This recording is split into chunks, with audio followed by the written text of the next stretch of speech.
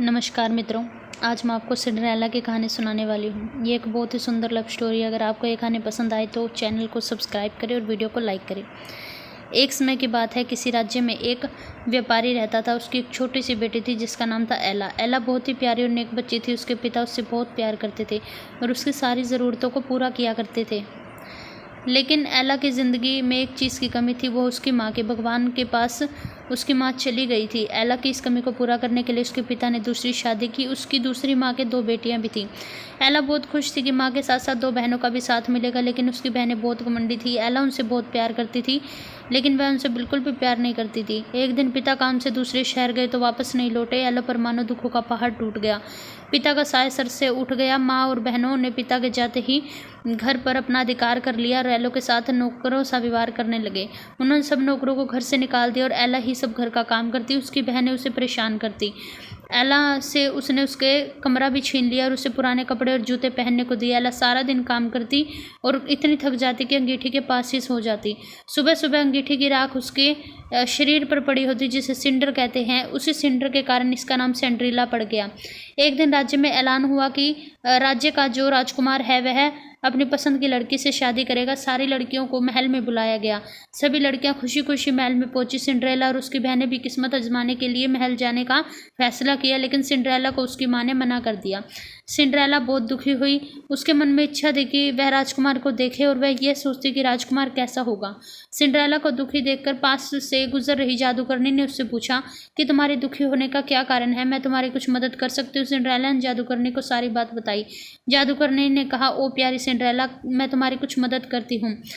जादूगरनी ने एक छड़ी घुमाई और वहां एक बग्गी हाजिर कर दी। वहां 4 चूहे उछल-कूद मचा रहे थे। उन चारों को बग्गी के आगे घोड़ा बनकर लगा दिया और एक मेंढक था जिसे बग्गी चलाने वाला बना दिया और छड़ी घुमाकर सिंड्रेला के कपड़ों को बहुत ही सुंदर और सिंड्रेला को बहुत ही सुंदर बना दिया। अब सिंड्रेला महल जाने को तैयार हुई। जादूगरनी ने सिंड्रेला को विदा करते हुए कहा, सिंड्रेला, ये मेरा जादू है, ये सिर्फ रात 12 बजे तक ही काम करेगा। सिंड्रेला जब महल पहुंची तो सबकी नज़रें उस पे से हट ही नहीं रही थी। राजकुमार को भी सिंड्रेला पहली नज़र में पसंद आ गई और वो उसके साथ डांस करना चाहता था। तो सिंड्रेला भी उसके साथ डांस करने को तैयार हो गई और वहाँ खड़ी सभी लड़कियां सिंड्रेला से जलने लगी, लेकिन कोई सिंड्रेला को पहचान नहीं पाया। राजकुमार ने सिंड्रेला के साथ शादी करने का निश्चय किया। सिंड्रेला भी राजकुमार की आंखों में डूब सी गई थी, लेकिन वह जादू करने की बात भूल गई। देखते ही देखते 12 बजने वाले थे। जब घंटी बजी तो सिंड्रेला को याद आया कि 12 बजे जादू करने का जादू खत्म हो जाएगा, इसलिए वह वहां से भागी।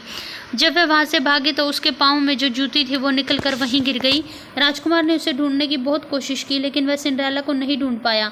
सबने राजकुमार को सिंड्रेला को भूल जाने का कहा, लेकिन वह सिंड्रेला को भूल नहीं पा रहा था। आखिर सारे राज्य में राजकुमार ने ऐलान कराया कि जिसके भी पाँव में ये जूती पूरी आएगी, मैं उसी से विवाह कर लूँगा। उसके बाद सभी लड़कियों के घर जा जाकर जूती पहनवाई गई। सभी लड़कियां सोचती कि यह जूती मेरे पैरों में आ जाए तो राजकुमार मुझसे विवाह कर लेंगे, लेकिन वह किसी के भी पैरों में फिट नहीं आई। फिर जब यह जूती सिंड्रेला को पहनाई गई तो ये उसके पैरों में आ गई और ऐसे लग रहा था जैसे ये उसी के लिए बनी हो। सिंड्रेला की सौतेली माँ और उसकी बड़ी बहनें यह देखकर बहुत परेशान हुई। राजकुमार ने सिंड्रेला से विवाह करने का निश्चय किया और सिंड्रेला से शादी के लिए पूछा। सिंड्रेला ने भी खुशी खुशी हाँ कर दी। अगले दिन बड़ी धूमधाम से सिंड्रेला और राजकुमार की शादी करवाई गई। सारे राज्य में सब बहुत खुश थे। सिंड्रेला और राजकुमार दोनों एक दूसरे के साथ बहुत खुशी से रहने लगे और उसकी सौतेली माँ और बहनों को सिंड्रेला के साथ बुरा व्यवहार करने के लिए राज्य से निकलवा दिया। धन्यवाद। अगर आपको ये कहानी पसंद आई है तो मेरे चैनल को सब्सक्राइब करें, वीडियो को लाइक करें इसी ही प्रकार की और कहानियाँ सुनने के लिए।